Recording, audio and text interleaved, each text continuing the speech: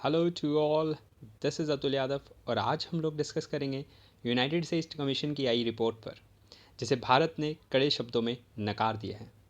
Discuss करेंगे इस पूरे टॉपिक को फैक्ट चेक के साथ। Let's move on. देखिए, सबसे पहले ये जानते हैं कि यूएससीआईआरएफ है क्या और इसका क्या काम है और ये कैसे काम करती है। United state commission on international religious freedom is a US federal government commission. एक यूएस फेडरल गवर्नमेंट कमीशन के द्वारा क्रिएट की गई है आईआरएफ 1998 के तहत। ये जो है international standards such as article 18 के ऊपर काम करती है। आर्टिकल 18 जो ये कहता है कि पूरे विश्व भर में ये सुनिश्चित करता है कि कहीं पर भी धर्म के आधार पर किसी भी माइनॉरिटी के साथ कोई भी प्रताड़ना ना हो। जैसे कि देखा जाता है कि permits places of worship places के लिए परमिट नहीं दिया जाता। कई जगह पर टॉर्चर होता है, किलिंग होती है, पर्टिकुलर माइनॉरिटी के साथ गलत काम होते हैं। उन सब को ये जो यूनाइटेड स्टेट कमीशन है वो मॉनिटर करता है, सभी कंट्रीज़ को। अब इसकी ड्यूटीज़ एंड रिस्पॉन्सिबिलिटी क्या है? ड्यूटीज़ एंड रिस्पॉन्सिबिलिटी में ये रिसर्च करता है मॉनिटर और इंटरनेशनल रिलीजियस फ्रीडम इश्यूज़ के ऊपर। और कमीशन के पास ये अथॉरिटी भी है कि वो कहीं पर भी फैक्ट फाइंडिंग मिशन के लिए किसी भी कंट्री में जा सकता है और होल्ड पब्लिक हियरिंग भी होल्ड कर सकता है। वहाँ पर जाके वहाँ की आम जनता से पूछ सकता है कि वहाँ पर किस प्रकार की परेशानियाँ आ रही हैं। और कमीशन सबसे इम्पोर्टेंट करता क्या है कि एक एनुअल रिपोर्ट इशू करता है, जिसके अंदर वो बताता है कि कौन से देश में कहाँ पर माइनॉरिटी के साथ गलत हो रहा है और उनको पर्टिकुलर लिस्ट के अंदर डाल देता है। और ये इसके अलावा रिकमेंडेशन भी देता है यूएस गवर्नमेंट को कि उन्हें कहाँ पर कितने सैंक्शन लगाने चाहिए और किस कंट्री के साथ उनका बिहेवियर कैसा होना चाहिए। चलिए देखते हैं। देखिए, आप एनुअल रिपोर्ट यहाँ पे चैप्टर एंड समरीज के अंदर आपको मिल जाएगी। इंडिया चैप्टर 2020 एनुअल रिपोर्ट जाकर आप डाउनलोड कर सकते हैं यूनाइटेड स्टेट ऑफ कमीशन पर, अगर आप रिपोर्ट को पढ़ना चाहते हैं तो। अब है क्या इस रिपोर्ट के अंदर, वो जानते हैं। देखिए, रिपोर्ट के अंदर इन्होंने पर्टिकुलर इंडिया को कंट्रीज़ ऑफ पर्टिकुलर कंसर्न की लिस्ट में डाल दिया है। कंट्रीज़ ऑफ पर्टिकुलर कंसर्न का मतलब ये हुआ कि इसका मतलब ये हुआ कि भारत किसी विशेष धर्म की हितों में सबसे ऊपर रखता है, जो कि टोटल सेंसलेस है। पहला जो फर्स्ट टाइम 2004 के बाद इंडिया को इस लिस्ट के अंदर कैटेगरी किया हुआ है। और India is place along side countries like China, north Korea, Saudi Arabia and Pakistan, जो कि डेमोक्रेटिक नहीं है बिल्कुल भी। नॉन डेमोक्रेटिक कंट्रीज़ के साथ इंडिया को रखना अपने आप में बहुत गलत किया इन्होंने, जो कि टोटल सेंसलेस है, जिसके कोई भी फैक्ट्स नहीं मिलते हमें इस पूरी रिपोर्ट के अंदर। इंडिया को टीयर 2 कंट्रीज़ के अंदर भी कैटेगराइज किया है, जो कि अगेन कंडमेन है। Tier 2 countries are those in which violations engaged, जहाँ पर वायलेशंस होते हैं और टॉलरेटेड बाय गवर्नमेंट टॉलरेट करती है इस प्रकार सभी प्रकार के वायलेशंस को, क्योंकि वो वायलेशंस पर्टिकुलर किसी माइनॉरिटी के खिलाफ हो रहे हैं, जो कि बिल्कुल गलत हैं। हमारे इंडिया यहाँ पर सभी पर केसेस चलते हैं, हर प्रकार की फैक्ट फाइंडिंग होती है हर चीज़ पर, और उसके बाद केस रजिस्टर होता है और उस पर एक्शन लिया जाता है, जो कि बिल्कुल ही इनके फैक्ट्स गलत हैं। अब रिपोर्ट के अंदर मुख्य तौर पर इन्होंने 4 बिंदुओं पे बात की है। सबसे पहले इन्होंने सीए पे, सिटीजन अमेंडमेंट एक्ट के ऊपर कहा। दूसरा, काउ स्लॉटर लॉ के बारे में इन्होंने लिखा, और उसके बाद एंटी कन्वर्जन लॉज के बारे में लिखा है, और religious freedom in Jammu and Kashmir. In 4 topics को उन्होंने मद्देनज़र रखते हुए और ये कहा है कि इंडिया जो है कंट्री ऑफ पर्टिकुलर कंसर्न है। देखिए, इन्होंने क्या क्या कहा और हम उसको पूरे को डिटेल एनालिसिस करके फैक्ट चेक करेंगे। देखिए, रिपोर्ट में सबसे हार्श क्रिटिसिज्म किया है सीए के बारे में, but does not recognise the fact that कि जो सीए है वो सबसे इम्पोर्टेंट है उन लोगों के लिए जो माइनॉरिटीज़ हैं। ये एक पॉजिटिव स्टेप है इंडिया की तरफ से, बजाय इसके उन्होंने इसे नेगेटिव स्टेप पोर्ट्रे किया है, जो कि बिल्कुल गलत है। देखिए, हमारे चारों तरफ इस्लामिक कंट्रीज़ हैं, और इस्लामिक कंट्रीज़ के अंदर जो 6 रिलीजियस माइनॉरिटीज़ हैं एक्सक्लूडिंग मुस्लिम्स, उनको अगर कोई भी वहाँ पर प्रताड़ना होती है, धार्मिक उत्पीड़न होता है, तो वो भारत में आ सकते हैं। हम उनकी मदद करेंगे, उन्हें हम नागरिकता देंगे, उनको हम ह्यूमन राइट्स सारी प्रोवाइड कराएंगे। तो क्या इसमें हम माइनॉरिटीज़ के खिलाफ जा रहे हैं या माइनॉरिटीज़ का साथ दे रहे हैं, ये आपको सोचना है। उसके बाद इन्होंने कहा कि फेब 2020 में जो 3 डे वायलेंस हुआ था दिल्ली के अंदर, जो मॉब्स अटैक किए थे वो मुस्लिम नेबरहुड्स के ऊपर हुए थे, जो कि अगेन विदाउट फैक्ट है। अगर फैक्ट पर बात करें तो देखेंगे तो वहाँ पर ग्राउंड रिपोर्ट अगर देखें तो ग्राउंड रिपोर्ट में हमें पाया कि काफ़ी जो हुए हैं केसेस, वो श्री राम के एक स्टिकर पे, जय श्री राम के स्टिकर पे एक 51 साल के आदमी को मार दिया। एक आईबी ऑफिसर अंकित शर्मा, उसको मार दिया क्योंकि वो हिंदू था।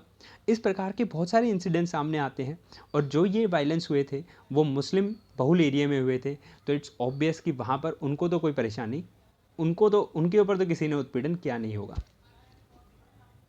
लिंच मॉब्स जो हुआ, लिंचिंग जो होती है, उसके बाद इन्होंने लिंचिंग पे भी दिया कि जो काउ स्लॉटरिंग वगैरह है उसकी वजह से लिंचिंग होती है पर्टिकुलर धर्म के लोगों की, जो कि अगेन मिसलीडिंग फैक्ट है। देखिए लिंचिंग, यस मैं बिल्कुल कहता हूँ लिंचिंग किसी भी तरीके की, कैसी भी लिंचिंग हो, बिल्कुल नहीं होनी चाहिए किसी भी देश के अंदर, लेकिन लिंचिंग अगर हो रही है तो वो उसको आपको इस्लामिक चश्मा पहनकर देखने की ज़रूरत नहीं है। लिंचिंग लिंचिंग होती है, वो हिंदू की भी हो रही है, वो मुस्लिम की भी हो रही है।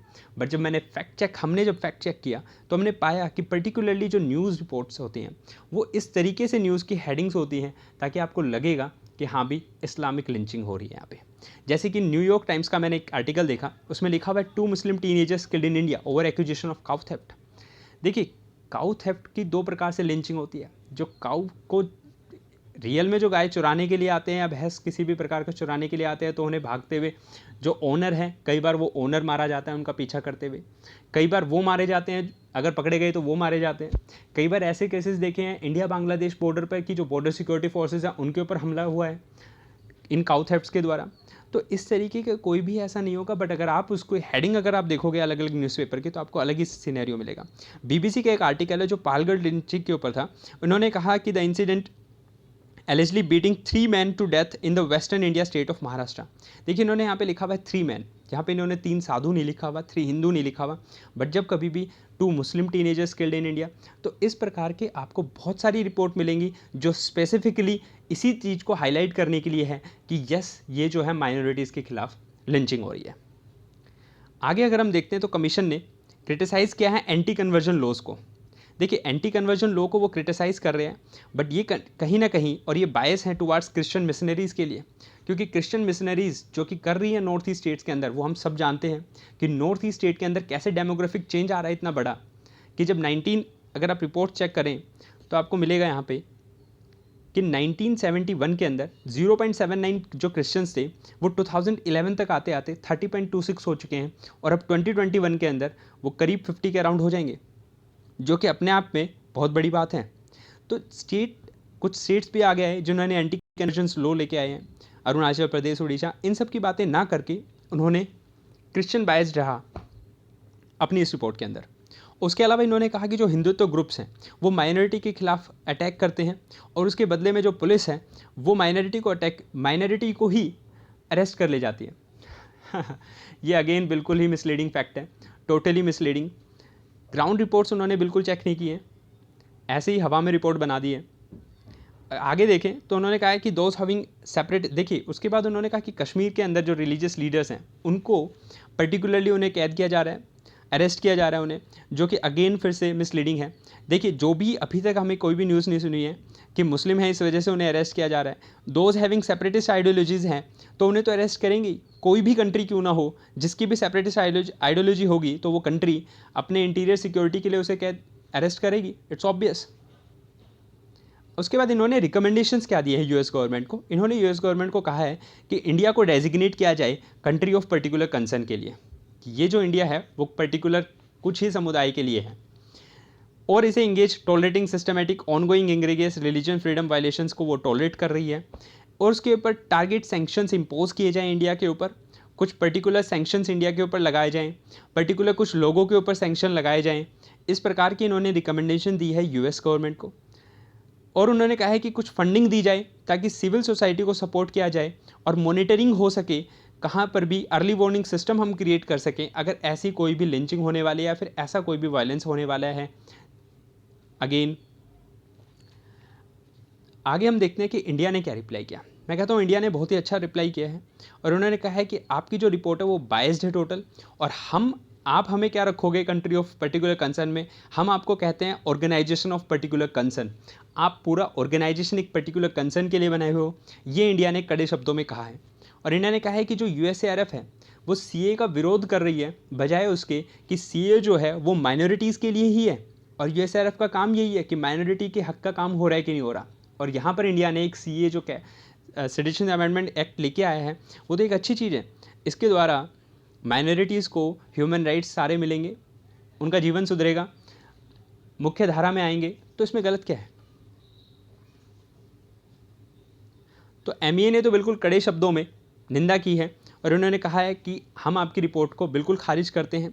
The statement made by USF on citizenship amendment bill is neither accurate nor warranted. बिल्कुल क्लियरली लिखा हुआ है कि जो बिल है वो बिल इसलिए है कि ताकि माइनॉरिटीज़ को सुरक्षा दी जाए, ये इसलिए नहीं है कि हम पर्टिकुलर किसी माइनॉरिटी को शोषण कर रहे हैं।